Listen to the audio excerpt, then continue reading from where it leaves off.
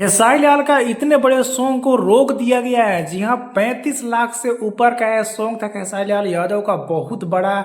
और रोशन रोही के साथ में, और इस एक्ट्रेस को देख सकते हैं कि एक बिग बॉस में विनर भी रह चुकी है।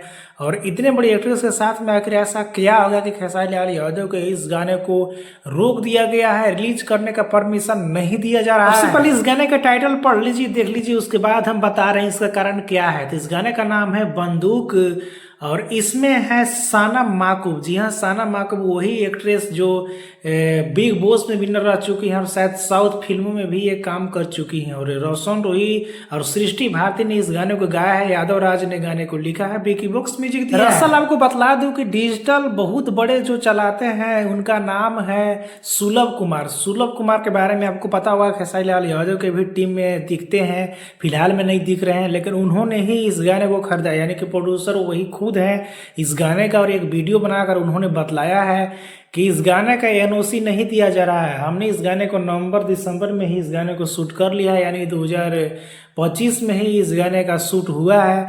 पर इस गाने को रिलीज का डेट नहीं दिया जा रहा है, परमिशन ही नहीं दिया जा रहा है। और खेसारी लाल यादव एग्रीमेंट में है, तो उसके कारण एनओसी लेना पड़ता है। मतलब कि सबसे पहले ग्लोबल से एनओसी लेना पड़ता है कि हमको कोई दिक्कत नहीं है, तब गाना रिलीज होता है। लेकिन सबसे बड़ा कारण ये भी निकल कर आ रहा है कि इसमें रोशन रोही गाए हैं। जी हाँ, रोशन रोही और सृष्टि भारती गाए हैं, खेसारी लाल यादव से नहीं गवाया गया है। और इसी बात को लेकर उस समय एक वीडियो आ रहा था रोशन रोही के साथ में, बहुत चर्चा हो रहा था कि इतने बड़े लेवल, इतने बड़े कम मौगी के छोटे सिंगर के साथ में खेसारी लाल यादव आ रहे हैं, अपना डाउनफॉल दिखा रहे हैं, इतना स्टारडम गिरा रहे हैं। तो हो सकता है कि खेसारी लाल यादव से नहीं गवाया गया है, या फिर लो बजट की वजह से नहीं गवाया गया है, सिर्फ वीडियो में काम कराया गया है, ये भी कारण हो सकता है।